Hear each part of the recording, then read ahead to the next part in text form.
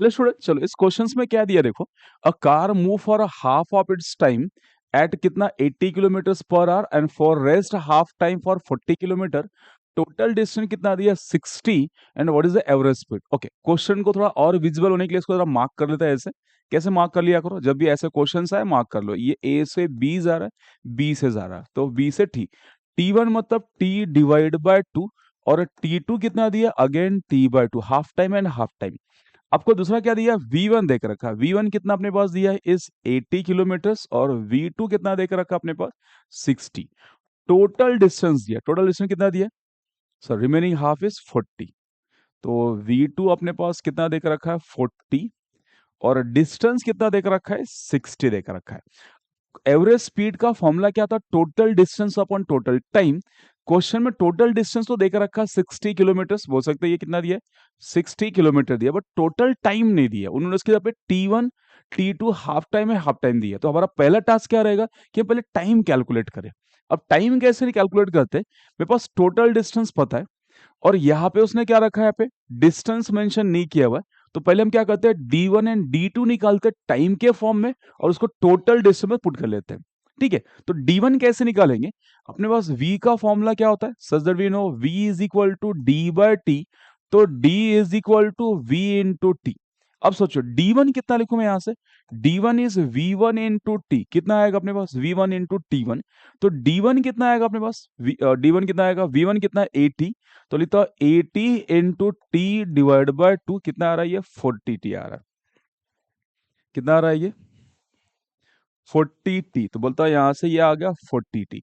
D1 मिल गया। Similarly अब D2 निकाल देते। तो सिमिलरली बोलो D2 कितना आएगा अपने पास, D2 is V2 into T2। V2 कितना अपने पास 40 दिया हुआ है, तो यहाँ पे 40 डालता है, is 40 into T by two, कितना आ गया 20 टी। चलो अपने पास D2 मिल गया, D1 मिल गया, टी के फॉर्म में। हमारा मेन टास्क क्या था, टाइम निकालना, टोटल टाइम। अब इसको पुट कहां पे करते हैं कि sir we know sir total distance कितना आएगा D1 प्लस D2 के इक्वल आएगा, ऐसा बोलना चाहिए। टोटल डिस्टेंस कितना आएगा D1 plus D2।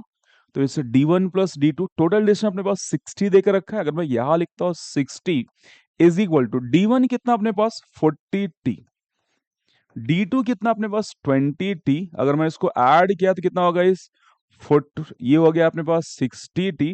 Total T कितना अपने पास आ गया, कैंसिल हो गया यहां से। टोटल टी आ गया अपने पास 1 आवर। अब ये सब किस में चल रहा था, स्पीड किस में था, किलोमीटर पर आवर में था, तो टाइम कितना आर में आ गया। अब ध्यान से देखो, टोटल टाइम मिल गया अपने पास, टोटल डिस्टेंस है अपने पास 60। बस यहाँ सब शूट कर लेते। तो फॉर्मूला कौन सा, average speed is equal to your total distance upon कितना होता है टोटल टाइम। टोटल डिस्टेंस अपने पास 60, टाइम कितना अपने पास 1, तो ये आ गया 60 किलोमीटर पर आवर। क्लियर समझ आ रहा है, that is 60 kilometre per our.